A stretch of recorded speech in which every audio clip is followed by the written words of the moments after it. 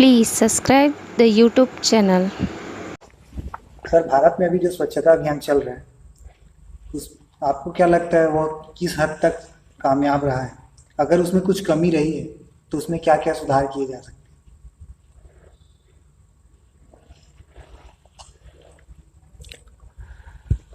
एक बहुत जरूरी कदम था, तो चलना तो शुरू किए हम, आगे बदलाव तो होंगे। तो आज मैं जो भी बोलूंगा उसमें अगर विरोध नजर भी आए तो वो सुझाव की दृष्टि से ही देखा जाए, वो सहयोगात्मक ही देखा जाए। क्योंकि प्रकृति में जो भी चीजें शुरू होती हैं वो पहले भौतिक रूप से फिजिकल, फिर मेंटल, फिर मेटाफिजिकल लेवल पे जाती हैं। तो बहुत कई बार सतही तौर पे चीजें शुरू होती हैं, और स्वच्छता का मतलब ये समझ लिया जाता है कि जो मलमूत्र है वही अस्वच्छता है। तो बाथरूम बना दो। आज का जो इंडियन प्रोग्राम है वो कमोबेश यूनाइटेड नेशंस के प्रोग्राम टेक पू टू द लू, उससे भी लोग कहते हैं लिया गया है उसका भारतीय रूप। कई लोग कहते हैं ये गांधी जी के प्रोग्राम को फिर से लिया गया है। लेकिन कुछ भी हो, ये प्रोग्राम जरूरी है, और उन नेता का हम धन्यवाद देंगे कि जिन्होंने ये शुरू किया। उन व्यापारी बाबा का भी धन्यवाद देंगे जिन्होंने योग शुरू किया, चाहे व्यापार की दृष्टि से शुरू किया हो। चीजें चर्चा में तो आई, चर्चा में आई तो बहुत सारी चीजें उभर के आएंगी। कुछ बदमाश आएंगे जो बाथरूम बनाने के नाम पे पैसे भी खा जाएंगे, कुछ योग के नाम पे दुकानें खोलेंगे, वो सब चलता है। चीजें कहां होनी चाहिए और कहां तक जाना चाहिए, वो शुरुआत हुआ। चीजों को अगर हम पूरी दृष्टि से देखें और ग्रंथों को टटोलें तो किसी ग्रंथ में टॉयलेट के ऊपर बहुत ज्यादा नहीं है सिवाय बाइबल के। और बाइबल में यही लिखा है कि आप जब बाथरूम जाएं तो एक खंती लेके जाएं, थोड़ा खोदें मिट्टी को, बाद में ढक के आएं। अगर बिल्ली को किसी ने टॉयलेट जाते देखा होगा तो कमोबेश वो मिट्टी पहले निकालती है, फिर टॉयलेट करती है, मिट्टी ढक के आती है। तो बेस्ट होता है कि जहां की चीज वहीं वापस, एक क्लोज साइकिल है। आज के सेप्टिक टैंक जो छोटे शहरों में हैं, वो गंदगी को 10 साल, 15 साल, 20 साल एक जगह एकत्रित करके रखते हैं। तो गंदगी दूर हटाने के नाम पे आप गंदगी इकट्ठी कर रहे हैं। क्लोज में जाएं बाथरूम। जहां सीवरेज सिस्टम है वहां इतना पानी बहाया जा रहा है कि किचन का पानी और दूसरा पानी सब मिल जा रहे हैं, और वो थोड़े बहुत ट्रीटमेंट के बाद नदियों में बहा दे रहे हैं, तो नदियों को प्रदूषित कर रहे हैं। तो स्वच्छता के नाम पे अस्वच्छता जारी है। बाथरूम बनाना है तो ये चिंता ही नहीं है कि पानी कहां आएगा। 2016 में हम कुछ बैठे थे तो वहां पे सूखा था, तो हमने कहा बाथरूम में जाओ। बोले मजाक करते हो यार, पानी तो है नहीं। खेतों में जाते हैं तो 1-2 लोटे से काम चल जाता है, यहां तो हालत खराब हो जाएगी बदबू के मारे। बात समझ में आती है? और बोले इतनी नफरत क्यों इस चीज से? जिनको नफरत है वहां वो कहते हैं कुत्ते को भी कपड़े पहना के रखो, जानवरों को सड़क पे नहीं दिखने दो, और खुद की न्यूड कॉलोनी है। मीडिया में इतना दुष्प्रचार फैलाते हैं कि आपके दिमाग खराब हो जाए। मोबाइल और कंप्यूटर से और इंटरनेट से घरों में जो कचरा फेंका जा रहा है वो बहुत खतरनाक है, ये कुछ भी नहीं है उसके आगे।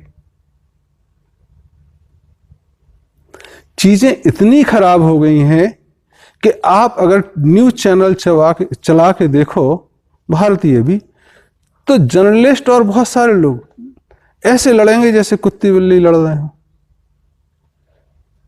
चिल्लाते रहेंगे, समाने में गंदगी फैला रहे हैं। जो म्युनिसिपल इसके लिए जिम्मेदार हैं वो सरकारी काम 2 घंटे 3 घंटे करते हैं, दूसरे को करने नहीं देंगे क्योंकि हम ठेकेदार हैं, हमारे पास डंडा है। तो जो सफाई के जिम्मेदार हैं, सफाई की बर्बादी के कारण वो हैं आज। उन चीजों से उभरना पड़ेगा। एक छोटा सा घटना बताते हैं, 2-3 घरों में हुई। 1940 के दशक से वो घटना हम थोड़े सुने। तो एक महिला के पति 29 साल की उम्र में गुजर गए। अब ऑप्शन आया कि मायके जाएं या वहीं रहे, तो उन्होंने कहा नहीं, हम यहीं रहेंगे। जो देवर थे उनके वो छोटे छोटे थे और देवरों की शादी हुई तो घर में काम का बंटवारा हुआ स्त्रियों में।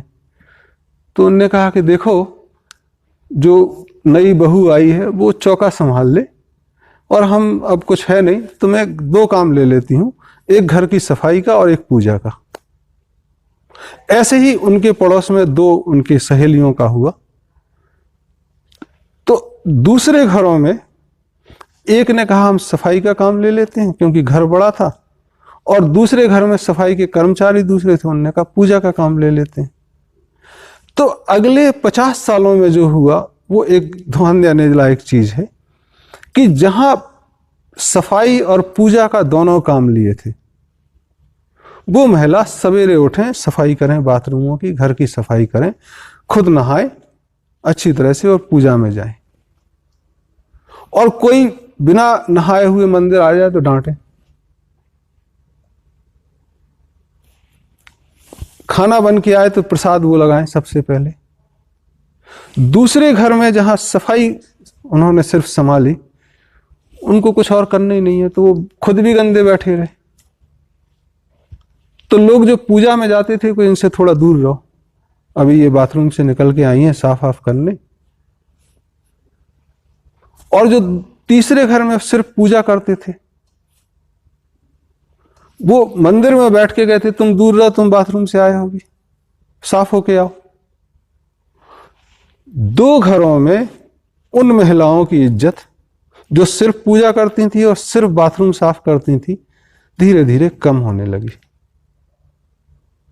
ये जो महिला थी, इन्होंने कहा कि भाई तीसरा काम है, अब बाथरूम साफ करते ही हैं, बच्चे जितने हैं उनकी टॉयलेट भी साफ करने लगी। तो घर में जितने बच्चे हुए उनको बचपन में टॉयलेट उनने ही साफ करी, तो सारे बच्चे उनसे हिल मिल गए, घर में वो ताई कहलाने लगी। और वो 50 साल में मंदिर, पूजा और बाथरूम दोनों उनके जुम्मे रहे। मरने के 4-5 साल पहले उन्होंने छोड़ा, और ये शर्त हुई कि जो मंदिर में काम करेगा वो बाथरूम भी साफ करेगा। सफाई मन की और सतह की दोनों। बाकी दोनों घरों में वो बिखर गए। समाज को अगर देखें तो जो झाड़ू लगा रहा है वही मंदिर में पूजा करे तो समाज ठीक चलेगा, नहीं तो ना कोई पंडितों को पूछेगा ना सफाई कर्मचारियों को पूछेगा। आज अगर हम माँ बाप को पूछते हैं तो इसलिए ज्यादा पूछते हैं क्योंकि घर में चाचा चाची होने के बाद भी जब बच्चा टॉयलेट करता है तो माँ बाप ही धुलाते हैं। सारे लोग होते हैं लेकिन माँ बाप का स्थान एक सामूहिक परिवार में भी अधिक इसीलिए होता है कि वो टॉयलेट साफ करते हैं। तो जो समाज की टॉयलेट साफ करते हैं वो समाज के माँ बाप हुए। उनको हम हे दृष्टि से कैसे देखते हैं? लेकिन हुआ यह कि परिवार की परिभाषा ही बदल गई। परिवार पति पत्नी और 25 साल से कम के बच्चे, अनब्याहे बच्चे, माँ बाप का कोई स्थान ही नहीं है। तो जब माँ बाप का स्थान गायब हो गया परिवार से, तो माँ बाप ने भी सोच लिया कि बच्चा हुआ ना, उसको डायपर पहना के रखो। वो डायपर का बोझ संभाल पाएगा? नहीं संभाल पाएगा। तब वो मलमूत्र में सना रहता है। जब मम्मी पापा को ध्यान आएगा या किसी को ध्यान आएगा तो डायपर फेंक दिया जाएगा। यूरिनरी ट्रैक्ट के इन्फेक्शन तक हो गए 1 साल की बच्ची को, जो पहले अनसुना था। तो माँ बाप का सम्मान बंद हुआ। अब सम्मान बंद हुआ तो चाहे आप गंगा माँ बोलो, धरती माँ बोलो, कौन किसके सम्मान की परवाह करता है? अगर पहले जैसी चीजें चलती तो माँ का अपमान करो तो लड़ने मरने को तैयार, गंगा माँ का करो तो लड़ने मरने को तैयार। आजकल आप कुछ भी करो। एक समाज है जो गंदगी का प्रतीक बराह को मानता है, हैम, लेकिन दूसरा समाज उसको खाए जा रहा है। और इतना ही नहीं, वो सूअर को खाने के लिए सूअर का पैदावार, उनसे सफाई की उम्मीद, मतलब ही नहीं है। दूसरा जो समाज गाय की पूजा करता था और गाय गिद्ध वगैरह खाते थे, गाय भैंस, अब खुद खाने लगे। तो गिद्धों ने कहा कि भाई अब तो कुछ गिद्ध तो मर गए और कुछ हिमालय में कहते हैं पंडित लोग संत बन गए। अब आदमी हमारा काम करने लगा तो हमको जरूरत क्या है? इस समाज में परिवर्तन हुए। लेकिन मूल परिवर्तन जो जरूरी है, एक तो परिवार की परिभाषा बदलनी जरूरी है। पति पत्नी और बच्चे नहीं, माँ बाप भी, दादा दादी भी। तो पूरे भारत में शुरू करने की जरूरत है। हमको दूसरे से उदाहरण लेने की जरूरत नहीं है। हम खुद करेंगे, दुनिया देखे, ये एक जरूरत है। दूसरा, म्युनिसिपैलिटी बंद करने की जरूरत है। जैसे ही माँ बाप दादा दादी बनते हैं, वो समाज का कचरा, समाज की पूजा का काम ले सकते हैं। और जब समाज के कचरे और पूजा का काम लेंगे तो एक सामूहिकता आएगी। सामूहिकता आने से वो जो कुत्ता बिल्ली, गाय भैंस जो दूध देना बंद कर दिया, प्रोडक्टिव रेंज से बाहर हो गए, वो भी दादा दादी हो गए, वो सब वहां रहे। तो एक क्लोजनेस सिस्टम शुरू होने की जरूरत है। वह जब सिस्टम आएगा तो जो खुले में जाते हैं बाथरूम, उनको नफरत नहीं होगी उससे, कम पानी में भी गुजारा होगा। अब दिक्कत यह आई कि पेड़ कट गए, तो पहले झुरमुट में चले जाते थे, आज खुले में दिखाई देते हैं। समस्या के मूल में वो चीजें हैं। अब खुले लोगों को तुम 3x3 के बाथरूम में एंट्रैप कर देते हो, इसी में जाओ जी, पेट खराब हो जाता है, ठीक से पेट साफ भी नहीं होता। फिर कुछ बड़े लोग हैं कि अरे बड़े राजा रानी हैं, टॉयलेट में जमीन पे कैसे बैठेंगे, कुर्सी पे ही बैठते हैं, तो कमोड बना दिया। इंग्लैंड में कमोड रानियों के लिए ही बना और वो पूरी दुनिया में सभ्यता का प्रतीक माने जाने लगा। और जब से वो शुरू हुआ, पेट की बीमारियां शुरू हो गई। अदरवाइज बाइबल में जैसे लिखा है, बिल्ली जैसे करती और आदमी नॉर्मल इंडियन स्टाइल, वो दुनिया में चलता था। तो जब आप पैर में प्रेशर आता है और नॉर्मल इंडियन स्टाइल में करोगे तो किडनी की बीमारी कभी नहीं होगी, स्टोन की बीमारी कभी नहीं होगी, पेट ठीक साफ होगा, तो डॉक्टरों का खर्चा बचेगा। तो एक बेसिक अंडरस्टैंडिंग के साथ आगे बढ़ने की जरूरत है चीजों को। अब इंडस्ट्रीज आई, ऑफिसेज आए, समाज की बात कर रहे हैं, ऑफिस में गंदगी है। तो जब हम ऐसे स्कीम चलाते हैं, फ्लैगशिप प्रोग्राम लेते हैं, तो हम दिखाएं कि नहीं, आई एम प्राइम मिनिस्टर और मेरा ऑफिस इतना साफ है और मैं साल में 5 दिन ऑफिस की सफाई में लगाता हूं, मैं नगर का प्रबंधक हूं और मैं साफ करता हूं, मेरा ऑफिस कोई देख ले। सुप्रीम कोर्ट का जज बोले कि मेरा ऑफिस आप देख लो, रिकॉर्ड रूम देख लो, ऐसा होना चाहिए। तब बोलने की जरूरत नहीं होगी, लोग अपने आप फॉलो करेंगे। आज नगर प्रबंधक का ऑफिस, कोर्ट रूम चले जाओ, गंदगियों का भंडार है। 3 साल प्रोग्राम चलने के बाद भी हो सकता है सिक्योरिटी के कारण आप मिनिस्टर, प्राइम मिनिस्टर का ऑफिस ना दिखाएं, बट डिस्ट्रिक्ट लेवल पे तो आप विजिट कराएं लोगों की कि देखो दिस इज एग्जाम्पल। आप एग्जाम्पल देने के लिए तैयार नहीं है क्योंकि आप खुद सफाई नहीं करते। आप नीचे वालों को सफाई का काम दे देते हैं, नौकर और प्यून को। और जब नौकर और प्यून को आपने सफाई का काम दिया तो उसको पता ही नहीं है कौन सा कागज फाड़ना है, कौन सा रखना है, कौन सी चीज, तो या तो सब फेंक देगा या कुछ नहीं फेंकेगा। तो आज ऑफिसों में जाओगे 15 साल पुराने भी चीजें मिल जाएंगी आपको, क्योंकि सीनियर आदमी जिसको समझ है वो करेगा नहीं, जूनियर को सौंप देंगे।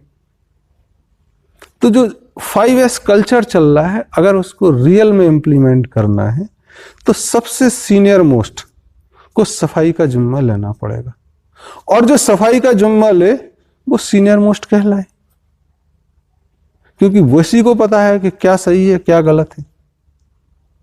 आज उल्टा है। तो ये पैराडाइम शिफ्ट की जरूरत है। बट बहुत सारे लोगों ने फोटो खिंचाने के लिए ही झाड़ू पकड़ के खिंचाई, तो पिछले 3 साल में एक पैराडाइम शिफ्ट धीरे धीरे चर्चा में आ रहा है।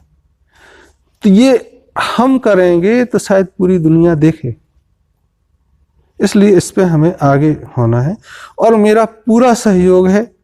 और भी चीजें अगर हमसे पूछी जाएंगी तो जितना जीवन का अनुभव है या जितना बाप दादाओं से मिला है मैं शेयर करने की कोशिश करूंगा। और मैं अपने बारे में बता दूं कि मैं बाथरूम खुद साफ करता हूं, घर साफ करता हूं, ऑफिस भी मेरा साफ ही रहता है। तो खुद अपनी सफाई ये सिर्फ बाथरूम की नहीं, दिमाग की भी, शरीर की भी, जितनी हो सके कपड़ों की भी, ये कंप्लीट होता है, इंटीग्रेटिव होता है, तब चीजें होंगी।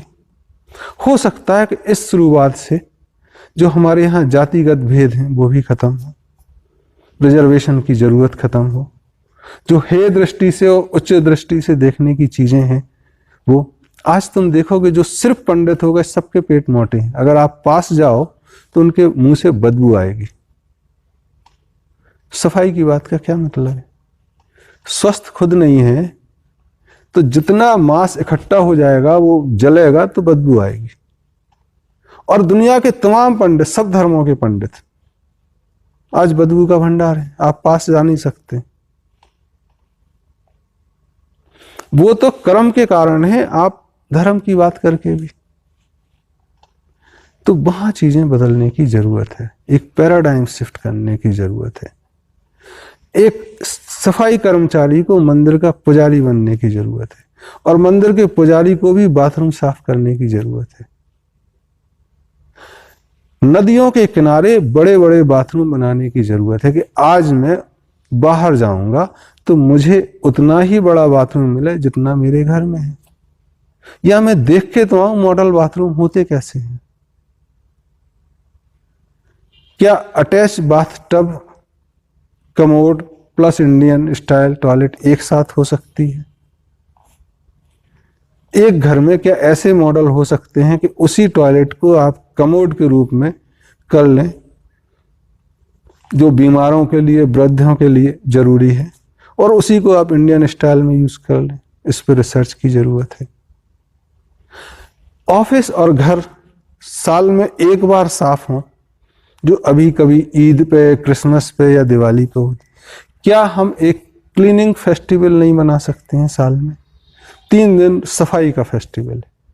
तो जैसे आज इनाम देना शुरू किया, तब बड़े लेवल पे हम शुरू करें।